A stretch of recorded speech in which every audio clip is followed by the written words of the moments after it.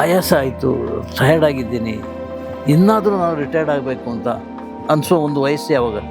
ಗೊತ್ತಿಲ್ಲ ಸರ್. ಅನ್ನಿಸ್ತಾ ಇತ್ತು. ಕರೋನಾ ಬಂತು. ಕರೋನಾ ಬಂದಿದ್ದ ತಕ್ಷಣ ಮತ್ತೆ ಇದೊಂದು ಮಹಾಯಜ್ಞ. ನನ್ನ ಲೈಫಲ್ಲಿ ಬೇರೆ ಬೇರೆ ಎಲ್ಲ ನೋಡಿದ್ರೆ ನೀವು. ಅವಾಗ ಕೆಳಗೆ ಬಿದ್ದಾಗ ಸ್ಟುಡಿಯೋ ಕಡೆ, ಮತ್ತೆ ಈ ಕೆಳಗೆ ಬಿದ್ದಾಗ ಇದ್ರ ಕೈಗೆ ಎತ್ಕೊಂಡಿದ್ದೆ. ಸೊ ಭಗವಂತ ಕೈ ಹಿಡಿತಾನೆ ಅನ್ನೋ ನಂಬಿಕೆ ಇದೆ. ಸೊ ಹೀಗಿರ್ಬೇಕಾದ್ರೆ ಯಾವಾಗ ನಾನು ರಿಟೈರ್ಡ್ ಆಗಬೇಕು ಅನ್ನೋದು ಹೇಗೆ ಹೇಳ್ತೀರ ನೀವು?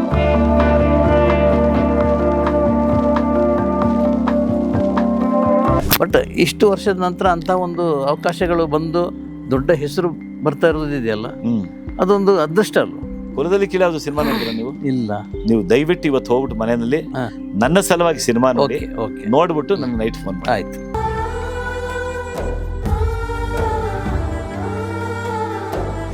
ಬಹಳ ಒಳ್ಳೆ ಪಾತ್ರ ಮಾಡಿದ್ದೀನಿ.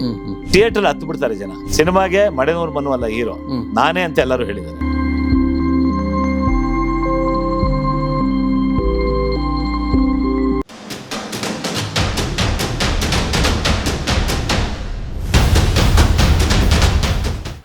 ಅದೊಂದು ಡೈರೆಕ್ಟ್ ಮಾಡ್ಬೇಕು ಅಂತ ಒಂದು ಆಸೆ.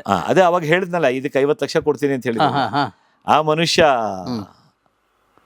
ಹಣ ಬೇರೆಯವ್ರು ಬೇಡ, ನೀವೇ ಡೈರೆಕ್ಟ್ ಮಾಡಿ, ಕತೆ ಚೆನ್ನಾಗಿದೆ ಮಾಡಿ ಅಂತ ಫಿಲ್ಮ್ ಚೇಂಬರ್ ಕೂತ್ಕೊಂಡು ಹೇಳ್ಬಿಟ್ರು. ಓಕೆ. ಮಾನ್ಯ ದಿನ ಹಣ ಸಬ್ಜೆಕ್ಟ್ ಬಗ್ಗೆ ಏನು ನಾನು ಮರ್ತು ಬಿಟ್ಟೆ. ನಾನು ಹೇಳ್ದವ್ರು 100 ಜನ ಹೇಳ್ತಾರೆ ಅಂತ ಅಂದ್ಬಿಟ್ಟು ಮರ್ತು ಬಿಟ್ಟೆ. ಬೆನ್ನು ಬಿದ್ದುಬಿಟ್ರು. ಆಮೇಲೆ ಸ್ಕ್ರಿಪ್ಟ್ ಮಾಡ್ಬೇಕಲ್ಲ, ಮೈಂಡಲ್ಲಿ ಇತ್ತು ತಾರೆ. ಪ್ರಹ್ಲಾದ್ ಅವ್ರನ್ನ ಕರೆಸ್ದೆ. ಓಕೆ. ಅವರು ಆತ್ಮೀಯ ಫ್ರೆಂಡು, ನಮ್ಮ ಪಿ ಶೇಷಾದಿಗೆಲ್ಲ ಕತೆ ಮಾಡ್ತಿದ್ರು. ಪ್ರಹ್ಲಾದ್ ಗೊತ್ತಲ್ಲ ನಿಮ್ಗೆ? ಜೆ ಎಂ ಪ್ರಹ್ಲಾದ್ ಅವ್ರು ಕರೆಸ್ದೆ. ಅವ್ರ ಆಫೀಸ್ಗೆ ಬಂದರು, ಕೂತ್ಕೊಂಡ್ರು. ಒಂದು 2 ದಿನ ಡಿಸ್ಕಷನ್ ಮಾಡಿದ್ವಿ. ಆಮೇಲೆ ಅವ್ರು ಒಂದು ಲೈನ್ ಥ್ರೆಡ್ ಮಾಡಿ ಬಂದಿದ್ದೀನಿ ಅಂದರು. ಹೇಳಿದ್ರು, ಅವ್ರು ನಾನು ಹೇಳಿದ್ದಿಂದ ಪ್ರಾರಂಭ ಇಲ್ಬೇಕಾಗಿತ್ತು, ಅದನ್ನ ಮಾಡಿ ಸರ್ ಅಂದರೆ ಬೇರೆ ಒಂದು ಮಾಡಿದ್ದೀರಾ, ಬೇರೆ ಬೇಡ, ಯೋಚನೆ ಮಾಡೋಣ ತಾಳಿ, ನೀವು ಹೇಳಿದ್ದು ಚೆನ್ನಾಗಿದೆ ಅಂತಂದೆ. ಸರ್ ಅದಕ್ಕೆ ಇನ್ನು ಮುಂದುವರಿಬೇಕು, ಒಂದು ಅಡ್ವಾನ್ಸು ಮಾಡಿ ಅಂತಂದರು. ಈ ಮನುಷ್ಯನಿಗೆ ಹೇಳಿದೆ. ಈ ಮನುಷ್ಯ ಮತ್ತು ಅದ್ರ ಬಗ್ಗೆ ಗಮನನೇ ಹರಿಸ್ಲಿಲ್ಲ. ಈಗ ಇನ್ನೊಬ್ಬ ಗೆಳೆಯ, ಹಣ ಹೋದ್ರೋಗ್ಲಿ 50 ಲಕ್ಷ ನಿಮ್ಮ ಕೈ ಕೊಟ್ಬಿಡ್ತೀನಿ, ನನ್ನ ಕತೆನೇ ಕೇಳಲ್ಲ, ನೀವು ಸಿನಿಮಾ ಆದರೂ ಮಾಡಿ ಏನಾದರೂ ಮಾಡಿ, ನೋಡಪ್ಪ ನೀನು 50 ಲಕ್ಷ ಹೋಯ್ತು ಅಂತ ಮಾತ್ರ ನನ್ನ ಹತ್ರ ಕೊಡು, ಅವಾಗ ಸಿನಿಮಾ ಮಾಡಿಕೊಡ್ತೀನಿ. ನಾನು ಸುಮ್ಮನೆ 50 ಲಕ್ಷ ಹಾಕು ನಿನಗೆ 1 ಕೋಟಿ ಬರುತ್ತೆ 2 ಕೋಟಿ ಬರುತ್ತೆ ಅನ್ನೋ ಮಾತು ನನಗೆ ಹೇಳಲ್ಲ ಅಂತ. 2-3 ಇಷ್ಟಪಟ್ಟಿದ್ದಾರೆ, ಮಾಡಬೇಕು ಅಂದ್ಕೊಂಡಿದ್ದಾರೆ. ನೋಡೋಣ, ಏನೋ ಒಂದು ವಸ್ತು ಮಾಡಬೇಕು ಅಂತ ಕತೆ ನಿಮ್ಗೆ ಹೇಳ್ತೀನಿ.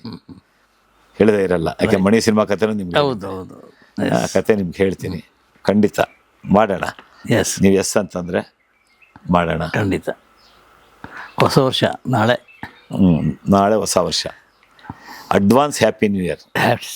Happy new year. ಹೊಸ ವರ್ಷದ ಹಾರ್ದಿಕ ಶುಭಾಶಯಗಳು. ಹೊಸ ವರ್ಷ ಕ್ಯಾಲೆಂಡರ್ ಹೊಸ ವರ್ಷ. ನಮ್ಮ ಹೊಸ ವರ್ಷ ಉಗಾದಿ ಹಬ್ಬ. ಇದು ಕ್ಯಾಲೆಂಡರ್ ಹೊಸ ವರ್ಷಕ್ಕೆ ಹಾರ್ದಿಕ ಶುಭಾಶಯಗಳು ನಿಮಗೆ, ನಿಮ್ಮ ಕುಟುಂಬಕ್ಕೆ, ನಿಮ್ಮ ವೀಕ್ಷಕರಿಗೆ. Beyond the limits. Thank you. ಇನ್ನೇನಾದ್ರೂ ಪ್ರಶ್ನೆಗಳು ಅಂತ ಹಾಗೇನಿಲ್ಲ. ಯಾಕೆಂದ್ರೆ ನಿಮಗೆ ನನ್ನ ಬಗ್ಗೆ ತುಂಬಾ ಬರೆದು ಬಿಟ್ಟಿದ್ದೀರಾ. ಹೌದು. ಹೀಗಾಗಿ ಹೊಸದೇನಾದ್ರು ಹೇಳಿದ್ರೆ ಅದಕ್ಕೆ ಉತ್ತರ ಕೊಡೋ ಶಕ್ತಿ ನನಗಿದೆಯಾ ಅಂತ ನಾನು ಯೋಚನೆ ಮಾಡ್ಬೋದು ಅಷ್ಟೇ. ಇಲ್ಲ, ಏನು ಸದ್ಯಕ್ಕೆ ಏನಿಲ್ಲ. ಬಟ್ ಇದು ಈ ನಿಮ್ಮ ಬಿಲ್ವ ಇನಾಗ್ರೇಷನ್ ಆಗುವ ಸ್ವಲ್ಪ ಮೊದಲು, ಒಂದು 4 ದಿವಸ ಮೊದಲು ಇಲ್ಲಿ ಬರ್ತೀವಿ. ಏನೇನು ಮಾಡಿದಿರಿ ನನಗೆ ಇದು ಒಂದು 50% ಕನ್ಸ್ಟ್ರಕ್ಷನ್ ಆಗಿದೆ. ಈಗ 80%. 20%ನಲ್ಲಿ ಇನ್ನೊಂದು ಲೋಕನೇ ಆಗಿರ್ತದೆ. ಹೌದು. ಸೊ ಆಗ ನಾ ಬಂದು ಮತ್ತೆ ಇವಾಗ ಏನು ಭಾಳ ಗಲೀಜಾಗಿದೆ ಎಲ್ಲ. ಇಲ್ಲ, ಅದು ಇದ್ದೇ ಇರ್ತದೆ, ಕೆಲಸ ಮಾಡೋ ಜಾಗ ಅಲ್ವಾ, ಇದ್ದೇ ಇರ್ತದೆ. ಕೊನೆಯದಾಗಿ, ನೀವು ಆಯಾಸ ಆಯಿತು, ಟಯರ್ಡ್ ಆಗಿದ್ದೀನಿ, ಇನ್ನಾದರೂ ನಾವು ರಿಟೈರ್ಡ್ ಆಗಬೇಕು ಅಂತ ಅನಿಸೋ ಒಂದು ವಯಸ್ಸು ಯಾವಾಗ? ಗೊತ್ತಿಲ್ಲ ಸರ್. ಅನ್ನಿಸ್ತಾ ಇತ್ತು. ಕರೋನಾ ಬಂತು. ಕರೋನಾ ಬಂದಿದ್ದ ತಕ್ಷಣ ಮತ್ತೆ ಇದೊಂದು ಮಹಾಯಜ್ಞ. ನನ್ನ ಲೈಫಲ್ಲಿ ಬೇರೆ ಬೇರೆ ಎಲ್ಲ ನೋಡಿದ್ರೆ ನೀವು. ಅವಾಗ ಕೆಳಗೆ ಬಿದ್ದಾಗ ಸ್ಟುಡಿಯೋ ಕಟ್ಟಿದೆ, ಮತ್ತೆ ಈ ಕೆಳಗೆ ಬಿದ್ದಾಗ ಇದ್ರ ಕೈಗೆ ಎತ್ಕೊಂಡಿದ್ದೆ. ಸೊ ಭಗವಂತ ಕೈ ಹಿಡಿತಾನೆ ಅನ್ನೋ ನಂಬಿಕೆ ಇದೆ. ಸೊ ಹೀಗಿರ್ಬೇಕಾದ್ರೆ ಯಾವಾಗ ನಾನು ರಿಟೈರ್ಡ್ ಆಗಬೇಕು ಅನ್ನೋದು ಹೇಗೆ ಹೇಳ್ತೀರಾ ನೀವು? ಹೇಳಕ್ಕಾಗಲ್ಲ. ರಿಟೈರ್ಮೆಂಟ್ ಪ್ರಶ್ನೆನೇ ಇಲ್ಲ. ಇದೇನು ಸರ್ಕಾರಿ ಕೆಲಸ ಅಲ್ಲ. ರಿಟೈರ್ಮೆಂಟ್ ಪ್ರಶ್ನೆನೇ ಇಲ್ಲ ಅನಿಸುತ್ತೆ ಕೆಲವು ಸತಿ. ಸಾಕಪ್ಪ, ಇಲ್ಲಿ ಶಕ್ತಿ ಇದೆ, ಇಲ್ಲಿ ಶಕ್ತಿ ಬೇಕು, ಇನ್ನೂ ಬೇಕು. ಈ ಶಕ್ತಿ ಜೊತೆ ಇದು ಪೈಪೋಟಿ ಮಾಡ್ಲಿಕ್ಕೆ ಆಗಲ್ಲ ಅಲ್ವಾ? ಹೌದು. ಆದ್ರೂ ಇಲ್ಲಿ ಮುಟ್ಟಿದಾಗ ಕೆಲಸ ಮಾಡೋರು ಒಂದೊಂದ್ಸತಿ ಹೇಳ್ತಾರೆ, ಈ ಕ್ಲಾಡಿಂಗ್ ಎಲ್ಲ ಮಾಡುವಾಗ ಆ ಕಡೆ ಎಲ್ಲ ತುಂಬಾ ದೊಡ್ಡ ದೊಡ್ಡ ಬಂಡೆಗಳು ಬಿಟ್ಟಿದೀವಿ, ಒಳ್ಳಿಲ್ಲ ಅಂದಾಗ ನಾನು ಗಡ್ಪರೆ ಹಾಕೊಂಡು ನಿಂತ್ಕೊಳ್ತೀನಿ, ಐಡಿಯಾ ಕೊಡ್ತೀನಿ.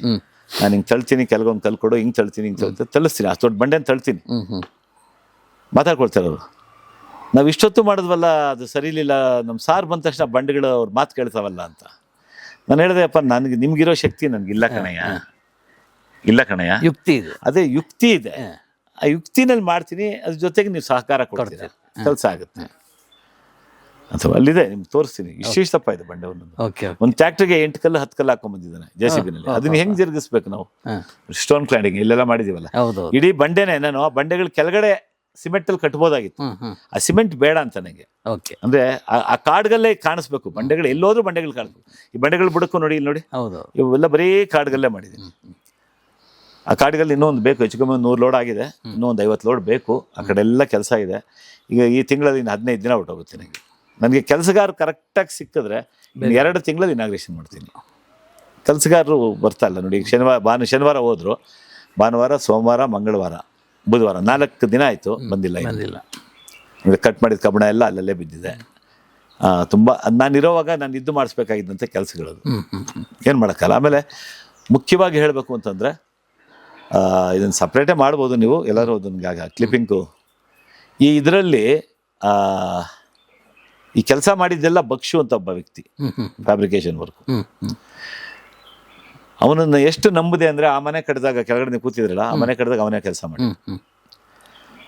ಅವನು ಬರ್ತಾ ಬರ್ತಾ ಬರ್ತಾ ಎಷ್ಟು ಮಟ್ಟಿಗೆ ದುರಹಂಕಾರಿ ಆದ ಅಂತಂದರೆ, ಕಳೆದ ರಂಜಾನ್ ತಿಂಗಳಿಂದ ಹೋದರೆ ಒಂದೊಂದು ತಿಂಗಳು ಎತ್ತಲ್ಲ ಫೋನು. ನೋಡಿ, ಇಲ್ಲಿ ಕೂತ್ಕೊಂಡು ಅಬ್ಸರ್ವ್ ಮಾಡ್ತಾ ಇದ್ದೀನಿ. ಆ ಕಡೆ ಟ್ರಸ್ಸು, ಈ ಕಡೆ ಟ್ರಸ್ಗೂ ಅವನೇ ಎಲ್ಲ ನಿಲ್ಸಿರೋದು ಪಿಲ್ಲರ್ಗಳು. ಮೇಲ್ಗಡೆ ಟ್ರಸ್ಸು ಹಿಂಗೆ ಕಾಣಿಸುತ್ತೆ ಕ್ರಾಸ್ ಆಗಿ. ನಾನು ಇವತ್ತು ಅಬ್ಸರ್ವ್ ಮಾಡ್ತಾ ಇದ್ದೀನಿ. ನೀಟಾಗಿ ಅದನ್ನು ಎಕ್ಸ್ಟೆಂಡ್ ಮಾಡಿ ಮುಂದೆ ಮಾಡ್ಬೋದಾಗಿತ್ತು, ಮಾಡಲಿಲ್ಲ. ಆಮೇಲೆ ಎಲ್ಲ ಕಬ್ಬಣ ಎಲ್ಲ ಕಟ್ ಮಾಡಿ ಒಂದು 5-6 ಮತ್ತೆ ಶೀಟ್ಸ್ ಎಲ್ಲ ಕಟ್ ಮಾಡಿ ಒಂದು 5-6 ಲಕ್ಷ ಲಾಸ್ ಮಾಡಿಬಿಟ್ಟು ಫೋನ್ ಎತ್ತಲಿಲ್ಲ ಒಂದು ಫೈನ್ ಟೈಮಲ್ಲಿ. ಯಶ್ ಅವರ ತೋಟ ಕೆಲಸ ಅವನೇ ಮಾಡಿದ್ದು, ತಿಂಗಳಾನ್ಗಟ್ಲೆ ವರ್ಷಾನ್ಗಟ್ಲೆ. ಅವರು ಯಶ್ ಅಭಿಮಾನಿ ಸಂಘದ ಅಧ್ಯಕ್ಷರು ಒಬ್ರು ಇದ್ರು, ಮಂಜು ಅಂತ. ಅವ್ರು ಕರ್ಕೊಂಬಂದ್ರು ಇವನನ್ನ ನನ್ನ ಹತ್ರ. ಕುಣಗಲಿಂದ ಬರ್ತಿದ್ದ, ರೂಮ್ ಮಾಡ್ಕೊಡ್ತಿದ್ದೆ, ಬೇಕಾದಾಗ ನಾನ್ ವೆಜ್ಜು, ಚಿಕನ್ನು, ಕೇಳ್ದಾಗ ದುಡ್ಡು, ಹೆಚ್ಚು ಕಮ್ಮಿ 8 ಲಕ್ಷ ಪೇಮೆಂಟ್ ಮಾಡಿದ್ದೀನಿ ಲೇಬರು. ಫೈನ್ ಡೇ ತುಂಬ ಕಿರಿಕಿರಿ ಮಾಡ್ಬಿಟ್ಟ. ಒಂದು 50 ಸತಿ ಹೇಳ್ತಿದ್ದ, ಸರ್ ನೀವು ಹೇಳಿದ್ರೆ ಕೆಲಸ ಮಾಡ್ತೀನಿ, ನಾನು ಹೊರಟೋಗ್ತೀನಿ ಸರ್ ಅಂತ. ನಾನು ನೀನು ಡಿಸೈಡ್ ಮಾಡು ಅಂತಿದ್ದೆ. ಒಂದು ಫೈನ್ ಡೇ ನಾನು ಶೂಟಿಂಗ್ ಹೋಗ್ಬೇಕು, ನೈಟ್ ಶೂಟಿಂಗು. ಇಲ್ಲಿಂದ ಹೋದ ಶನಿವಾರ ಕೆಂಗೇರಿ ಹತ್ರ ಪಾಸ್ ಆಗ್ತಾ ಇರ್ಬೇಕಾದ್ರೆ ಕಿರಿಕಿರಿ ಅಂದರೆ ಅಂತಿಂತ ಕಿರಿಕಿರಿ ಮಾಡಲಿಲ್ಲ. ಸರಿ, ಪೇಮೆಂಟ್ ಯಾವುದೂ ಇರಲಿಲ್ಲ, 10,000 ರೂಪಾಯಿ ಪೇಮೆಂಟ್ ಆಗಿದೆ. ಈಗ 10,000 ರೂಪಾಯಿ ಬಂತು, ಹಾಕಿದ್ದೀನಿ ಅಂತಂದರೆ ನಾನು ಹೋಗಿ ಅಲ್ಲಿ ಮೇಕಪ್ ಕೂತಿದ್ದೀನಿ. ಕಾರವಾಗಿ ಶುರು ಮಾಡ್ದೆ ಮಾತಾಡೋದಕ್ಕೆ. ಇಷ್ಟ ಇದೆ ಕೆಲಸ ಮಾಡೋ, ಸಾಕಾಗಿದೆ ಬಿಡು, ಒಂದು 6 ತಿಂಗಳಿಂದ ಇದನ್ನೇ ಹೇಳ್ತಾ ಇದೆಯಾ, ಮಾಡಬೇಕಾ ಬೇಡವಾ ಅಂತ ವಾಯ್ಸ್ ಮೆಸೇಜ್ ಆಗ್ದ. ಯಾಕೆಂದರೆ ಹೆಚ್ಚು ಕಮ್ಮಿ 1 ಲಕ್ಷ ರೂಪಾಯಿ ಮೆಟೀರಿಯಲ್ಲು ಏನು ಕಾಣಿಸ್ತಾ ಇದೆ, UPVC ಶೀಟ್ಸು ಕಟ್ ಮಾಡಿಬಿಟ್ಟಿದ್ದ. ಅದು ಅವ್ನ ತಲೆ ಮೇಲೆ ಬೀಳ್ತಾ ಇತ್ತು. ಸರ್ ಬರೀ ಸುಳ್ಳೇ ಹೇಳ್ತೀರಾ ನೀವು ಅಂದ್ಬಿಟ್ಟು, ಸೋಮವಾರ ಬರ್ತೀನಿ ಕೆಲಸಕ್ಕೆ ಅಂದ. ಬಂದು ಟಿಫನ್ ತಂದು ಕೊಟ್ಟರು ಅವನಿಗೆ. ಟಿಫನ್ ಊಟ ಎಲ್ಲ ಕೊಡಬೇಕು, ತಂದುಕೊಟ್ಟೆ. ಟಿಫನ್ ಮಾಡಿ ನಮ್ಮ ಆನಂದ ಅಂತ ನಿಮ್ಗೆ ಊಟ ಬಡಿಸಿದ್ನಲ್ಲ, ಅವನ್ನೆಲ್ಲ ಹೋಗಿದ್ದಾಗ ಅವ್ನ ಸಾಮಾನೆಲ್ಲ ಇಲ್ಲಿತ್ತು, ಎತ್ತು ಕಾರಲ್ಲಿ ಹಾಕ್ಕೊಂಡು ಸೀದಾ ಹೊಟ್ಟೋದು. ಅಲ್ಲಿಗೆ ಹೋಗ್ಬಿಟ್ಟು ಮೆಸೇಜ್ ಆಗ್ತಾನೆ, ನೀವೇ ಬೇಡ ಅಂದಿದ್ದೀರಲ್ಲ ಸರ್, ಬೇಡ ಬಿಡಿ ಸರ್ ನಾನು ಬರೋಲ್ಲ ಅಂತ. ಆಮೇಲೆ 2-3 ಹತ್ರ ಹೇಳಿ ಕಳಿಸ್ತಾ, ಅವರೇ ಕರೀಲಿ ನಾನು ಬರ್ತೀನಿ ಅಂತ. ಅವನು 6 ತಿಂಗಳಿಂದ ನಾನು ಮಾಡಬೇಕಾ ಬೇಡವಾ ಸರ್, ಮಾಡಬೇಕಾ ಬೇಡವಾ, ಪ್ರತಿ ಸತಿನೂ ಅವರು ಯಾರು ಕರೆಸಿದ್ರೋ ಸ್ವಿಚ್ ಆಫ್ ಮಾಡಿಬಿಡೋದು. ಯಾರು ಫೋನು ಎತ್ತಲ್ಲ, ಸ್ವಿಚ್ ಆಫ್ ಮಾಡೋದು ಇಲ್ಲ, ಫೋನ್ ಎತ್ತಲ್ಲ ಅಷ್ಟೇ. ಸರಿ, ಬೇರೆ ಬೇರೆ ಕೆಲಸ ಇಟ್ಕೊಂಡು ಇಲ್ಲಾಂದ್ರೆ ಇಷ್ಟೊತ್ತಿಗೆ ಪ್ರಾಜೆಕ್ಟ್ ಇಷ್ಟೊತ್ತಿಗೆ ಓಪನ್ ಆಗಬೇಕಾಗಿತ್ತು ಸರ್. ಡಿಸೆಂಬರ್ ಬಿಸ್ನೆಸ್ ಎಲ್ಲ ಹೋಯ್ತು ನನಗೆ, ಯಾವಾಗಲೂ ಓಪನ್ ಆಗಬೇಕಾಗಿತ್ತು.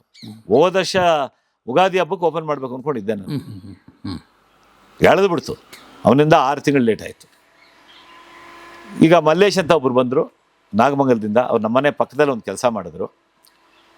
ಅವರು ಈ ಎಲ್ಲ ಸ್ಟ್ರಕ್ಚರು ಅವನೇನು ಹಾಳು ಮಾಡಿದ್ದ, MS ಫ್ಯಾಬ್ರಿಕೇಷನ್ ಅಂತ, Nagamangala MS fabrication, Nagamangala, owner Mallesh ಅಂತ. ಕೆಲಸ ಚೆನ್ನಾಗಿ ಮಾಡಿದ್ರು, ಮೆಟೀರಿಯಲ್ ಎಲ್ಲ ಉಳಿಸ್ಕೊಟ್ರು. ಈಗ ಅವ್ರ ಕೆಲಸದವ್ರು ನೋಡಿ 4 ದಿನ ಆಯಿತು ಬಂದಿಲ್ಲ. ಸೊ ಏನು ಅಂತಂದರೆ, ಬಿಟ್ಟೋಗಿದ್ದ ಕೆಲಸನ ಯಾರೂ ಮಾಡಲ್ಲ ಅಂಥದ್ದು. ಬಂದು ಅವರು ಮಲ್ಲೇಶು ನಾಗಮಂಗಲದಿಂದ ಇಲ್ಲಿ ಬಂದು ನಿಂತ್ಕೊಂಡು ಓಡಾಡಿ ಎಲ್ಲ ಫಿನಿಷ್ ಮಾಡಿದ್ದಾರೆ, ಒಳ್ಳೆ ಕೆಲಸ ಮಾಡಿಕೊಟ್ಟಿದ್ದಾರೆ. ಯಾವನ ಹಾಳು ಮಾಡೋಗಿದ್ನಲ್ಲ ಬಕ್ಷು ಅಂತ, ಆ ಮಲ್ಲೇಶ್ ಅನ್ನೋರು ಒಳ್ಳೆ ಕೆಲಸ ಮಾಡ್ಕೊಟ್ಟಿದ್ದಾರೆ. ಸೊ ಯಾರು ಬೇಕಾದ್ರೂ ಆ ಮಲ್ಲೇಶಿಗೆ ಕೆಲಸ ಕೊಡ್ಬೋದು, ಧಾರಾಳ ಕೊಡ್ಬೋದು. ಎಸ್ ಸುಬ್ಬು, ಕರಿ ಸುಬ್ಬಲ್ಲ, ಬಿಳಿ ಸುಬ್ಬು. ನಾಳೆ ಎಲ್ಲ ಶೇವ್ ಎಲ್ಲ ಮಾಡಿ ನಾಳೆ ನೀಟಾಗಿ ಟ್ರಿಮ್ ಮಾಡಬೇಕು, ಶೇವ್ ಇಲ್ಲ, ಶೇವ್ ಇಲ್ಲ, ಕಂಟಿನ್ಯೂಟಿ ಇದೆಯಲ್ಲ, ಸೇಮ್ ಮೀಸೆ. ಅದಕ್ಕೆ ಹೌದಲ್ಲ, ಇಷ್ಟು ವರ್ಷ ಮೀಸೆ ಬಿಟ್ಟಿಲ್ಲ, ಗುಂಡು ಗುಂಡು ಗುಂಡು ಮೀಸೆ ಪಂಚೆ, ಆ ಕಂಟಿನ್ಯೂಟಿಗೋಸ್ಕರ ಮೇಂಟೈನ್ ಮಾಡ್ಬೇಕು ಅಷ್ಟೇ. ನಾಳೆ ಬಟ್ ಇಷ್ಟು ವರ್ಷದ ನಂತರ ಅಂತ ಒಂದು ಅವಕಾಶಗಳು ಬಂದು ದೊಡ್ಡ ಹೆಸರು ಬರ್ತಾ ಇರೋದಿದೆಯಲ್ಲ, ಅದೊಂದು ಅದೃಷ್ಟ ಅಲ್ವಾ? ಹೌದು, ಖಂಡಿತ ಸರ್. ನೀವು ಪ್ರತಿಭೆ ನಿಮ್ಮಲ್ಲಿ ಇದ್ದೇ ಇದೆ. ಕುಲದಲ್ಲಿ ಕೀಳಾದ್ರು ಸಿನಿಮಾ ನೋಡಿದ್ರ ನೀವು? ಇಲ್ಲ.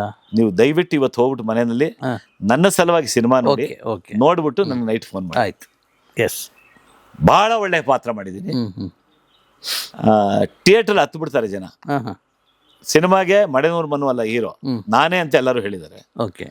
ನಮ್ಮ ಕನ್ನಡಪ್ರಭ ವಾಸು ಅವರು ಇದ್ದಾರೆ. ಸಿನಿಮಾ ಮಾರ್ನಿಂಗ್ ಶೋ ಪ್ರಿವ್ಯೂನಲ್ಲಿ ನೋಡ್ಬಿಟ್ಟು ಎದ್ದು ಬರೋವಾಗ ಇಡೀ ಆಡಿಯನ್ಸ್ ಮಧ್ಯ ಕರಿಸುಬ್ಬು ಈ ವರ್ಷ ಅವಾರ್ಡ್ ಗ್ಯಾರಂಟಿ ಅಂತ ಕಿರ್ಚ್ಬಿಟ್ಟು ಹೋದ್ರು. ಎಲ್ಲಾ ರಿವ್ಯೂಸ್ ಅಲ್ಲಿ ಶರತ್ ಲೋಹಿತಾಶ್ವ, ಕರಿಸುಬ್ಬು ಇಬ್ರು ಸಿನಿಮಾದ ಜೀವಾಳ ತಿಂದಾಕ್ಬಿಟ್ಟಿದ್ದಾರೆ ಅಂತ. ನನ್ನ ಮಗ ವಿಲನ್ ನೋತ, ನಾನೊಂದು ಟ್ರೈಬಲ್ ಲೀಡರ್. ಸೊ ನೀವು ದಯವಿಟ್ಟು ಆ ಸಿನಿಮಾ ಅಮೆಝಾನ್ ಅಲ್ಲಿ ಇದೆ, ಅಮೆಝಾನ್ ಪ್ರೈಮ್ ಅಲ್ಲಿ ನೋಡಿ. ಒಳ್ಳೆ ಪಾತ್ರ, ಸಿನಿಮಾ ಸಕ್ಸಸ್ ಆಗಲಿಲ್ಲ, ಏನ್ ಮಾಡೋದು, ದುರಂತ. ಇದು ಸೀರಿಯಲ್ ಹೇಗೆ ಅಂತಂದ್ರೆ, ಹೇಗೆ ನಾಗದೇವತೆ ನಮ್ಮ ನಿರ್ಮಾಪಕರಿಗೆ ನಿರ್ದೇಶಕರಿಗೆ ಕೋಪ ಬರ್ಬೋದು. ನಾನು ನಾಲ್ಕು ತಂತಿ ಮತ್ತೆ ಸಾಧನೆ ಬಹಳ ಒಳ್ಳೆ ಹೆಸರು ಮಾಡಿದ್ದೆ. ಹೌದು ಹೌದು. ಎಸ್. ಇವಾಗ ಯಾರಿಗಾರು ಗೊತ್ತಾ ಸೀರಿಯಲ್ ಮಾಡಿದ್ದೆ ಅಂತ? ನಾನು ಹೇಳಿದ್ರು ಗೊತ್ತಿಲ್ಲ, ಎಲ್ಲೂ ದಾಖಲೆ ಇಲ್ಲ. ಹೌದು. ಅದೆಲ್ಲ ಹಳೆ ಐ ಬ್ಯಾಂಡ್ ಕ್ಯಾಸೆಟ್ ಅಲ್ಲಿ ಮಾಡಿದ್ರು. ಆ ಕ್ಯಾಸೆಟ್ಗಳು ಇವಾಗ ಪ್ಲೇನೇ ಆಗಲ್ಲ, ರೆಕಾರ್ಡರ್ಗಳಿಲ್ಲ. ಸೀರಿಯಲ್ ಆ ಥರ ಬೆಳಗ್ಗೆ ಮಾಡಿ ಸಾಂಬಾರ್ನ ಮ್ಯಾಕ್ಸಿಮಮ್ ನೈಟ್ ತಿನ್ಬೋದು, ನಾಳೆ ತಿಂದ್ರೆ ಅಳಸೋಗುತ್ತೆ. ಅದು ಸೀರಿಯಲ್ ನಡೀತಾ ಇರೋವರೆಗೂ ಕರಿಸುಬ್ಬು ಪಾತ್ರ. ಅಂದ್ರೆ ಅಫ್ಕೋರ್ಸ್ ಕರಿಸುಬ್ಬುಗೆ ಅವಂದೇ ಆದಂತ ಬೇರೆ ರೀತಿಯಲ್ಲಿ ಐಡೆಂಟಿಫೈ ಇದೆ, ಅದೊಂದು ಮಾತ್ರ ಬೇಕಾಗಿಲ್ಲ. ಐಡೆಂಟಿಫೈ ಇರೋದ್ರಿಂದ ಕರಿಸುಬ್ಬನ್ ಗುರುತಿಸ್ತಾರೆ. ಈಗ ಜಾಸ್ತಿ ಗುರುತಿಸ್ತಾ ಇದ್ದಾರೆ ಶ್ರೀಗಂಧದ ಗುಡಿ ಪಾತ್ರದಿಂದ. ಆ ಪಾತ್ರ ನನಗೆ ಕೊಟ್ಟಿದ್ದಕ್ಕೆ ಆ 3 ಜನ ನಿರ್ಮಾಪಕರು, ಸಕ್ಕರೆಬೈಲ್ ಶ್ರೀನಿವಾಸು, ಪ್ರದೀಪು ಮತ್ತು ಪರೀಕ್ಷಿತ್ತು, ಮತ್ತು ಡೈರೆಕ್ಟ್ರು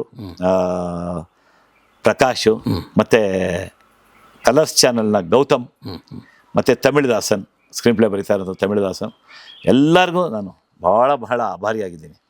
ಅದೇ ಥರ ನನಗೆ ಸುಮಾರು ಎಷ್ಟು 2011ಕ್ಕೆ, ಇವಾಗ 55 ವರ್ಷ ಅಂತಂದರೆ 2012ಕ್ಕೆ 43 ವರ್ಷ ಆಗಿತ್ತು ಇಂಡಸ್ಟ್ರಿಗೆ ಬಂದು. ಸುಮಾರು ಸಿನಿಮಾ ಮಾಡಿದ್ದೆ. ಅಧ್ಯಕ್ಷ ಅನ್ನೋ ಒಂದು ಸಿನಿಮಾ ಬಂತು, ದಂಡುಪಾಳ್ಯ ಬಂತು, ಮತ್ತು ವಿಷ್ಣುವರ್ಧನ ಬಂತು. ಬಂತರಿ ಒಂದು ಹೆಸರು ಬಂತು, ಯಾರು ನೋಡಿದ್ರು ಅಧ್ಯಕ್ಷ, ಜಾಕಿ ಕಚ್ಚ. ಅದು 43 ವರ್ಷ ಬೇಕಾಗಿತ್ತು ನಮ್ಮ ಒಂದು ಒಳ್ಳೆ ಪಾತ್ರ ಮಾಡೋದಕ್ಕೆ. ಸೊ ಆ ಪಾತ್ರ ನನಗೆ ಕೊಟ್ಟಂತ ಅಣ್ಣ ತಮ್ಮದಿರು ಇದಾರಲ್ಲ, ನಂದಕಿಶೋರು ಮತ್ತೆ ತರುಣ್ ಸುಧೀರ್, ಸೊ ಅವ್ರಿಗೂ ನಾನು ಬಹಳ ಆಭಾರಿಯಾಗಿದ್ದೀನಿ. ಶ್ರೀನಿವಾಸ ರಾಜು, ದಂಡುಪಾಳ್ಯ, ಅದು ನೆಗೆಟಿವ್ ಕ್ಯಾರೆಕ್ಟರ್ ಇರ್ಬೋದು, ನೀವು ಬೈದಿದ್ದೀರಾ ಆ ಥರ ಪಾತ್ರನ ಸುಮ್ಮ ಮಾಡ್ಬೇಕಾ ಅಂತ ಬೈದಿರಿ ಫೋನ್ ಬೈರಲ್ಲ. ಮಾರ್ನಿಂಗ್ ಶೋ ಪಿಕ್ಚರ್ ನೋಡ್ಬಿಟ್ಟು, ಬಟ್ ಪಾತ್ರವಾಗಿ ನೋಡಿ ಅಂದೆ ನಾನು, ಪಾತ್ರವಾಗಿ ನೋಡಿ ಅಂದೆ ನಾನು. ಆ ಪಾತ್ರವಾಗಿ ನೀವು ಬೈಯುವಂತ ಒಂದು ಕೋಪ ತರಿಸ್ಬೇಕಾದ್ರೆ ಆ ಪಾತ್ರದ ಎಫೆಕ್ಟ್ ಹೇಗಿತ್ತು ಅದನ್ನ ಕೊಟ್ಟಿದ್ದು ಯಾರು? ಶ್ರೀನಿವಾಸ ರಾಜ್. ಸೊ ಆತನಿಗೂ ನಾನು ಥ್ಯಾಂಕ್ಸ್ ಹೇಳ್ತೀನಿ. ಮತ್ತೆ ವಿಷ್ಣುವರ್ಧನ, ದ್ವಾರಕೀಶ್ ಇವತ್ತಿಲ್ಲ, ಯೋಗಿ, ಮತ್ತೆ ಆ ಡೈರೆಕ್ಟ್ರು ಪೊನ್ ಕುಮಾರ್, ಮತ್ತೆ ಒಪ್ಕೊಂಡಂತ ಸುದೀಪ್ಗೆ ತಂದೆ ಲಾಂಡ್ರಿ. ಎಲ್ಲರಿಗೂ ನಾನು ಚಿರಋಣಿ ಆಗಿರ್ಲೇಬೇಕು. ಆ ಕ್ಯಾರೆಕ್ಟರ್ಗಳೇ ಇವತ್ತು ಕರ್ಕೊಂಡ್ಬರ್ತಾ ಇರೋದು. ಆ ಕ್ಯಾರೆಕ್ಟರ್ಗಳೇ ಇವತ್ತು ಕರ್ಕೊಂಡ್ಬರ್ತಾ ಇರೋದು. ಇವಾಗ ಒಂದು ಮುಚ್ಚಿನ ಕತೆ ನಾನು 85ನಲ್ಲಿ ಆಕ್ಟ್ ಮಾಡಿದ್ದೆ. ಮೊನ್ನೆ ಯಾರೋ ನೋಡ್ಬಿಟ್ಟು ಅದರ ಟಿವಿ ಕ್ಲಿಪ್ಪಿಂಗ್ ಕಳಿಸಿದ್ದಾರೆ, ಫೋಟೋ ಇದೆ ಮೊಬೈಲಲ್ಲಿ, ಇದು ನೀವೇನೇ ಅಲ್ವಾ ಅಂತ.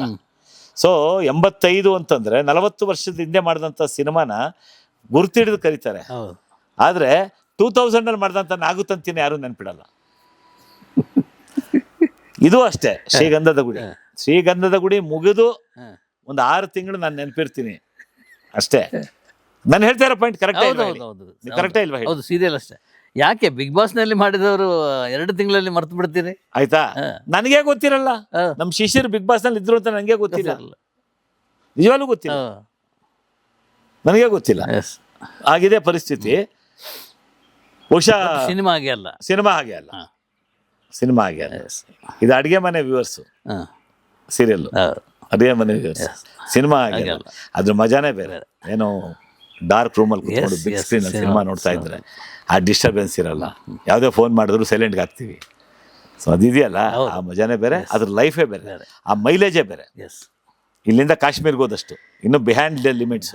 ನಿಮ್ಮ ಬಿಹ್ಯಾಂಡ್ ಹಿಮಾಲಯ ಪರ್ವತ ಎಷ್ಟು ಹೋಗ್ತೀವಿ, ಮಾನಸ ಸರೋವರ, ಹೌದು, ಕೈಲಾಸ ಪರ್ವತ, ಅದನ್ನು ನೋಡಿ ಹೋಗಿ ಬಂದ್ಬಿಟ್ಟೆ, ಪರಿಕ್ರಮ ಮಾಡ್ಕೊಂಡ್ ಬಂದೆ. ಮಾಡಿ ಆಯ್ತು, 2011 ಮಾಡಿ ಆಯ್ತು.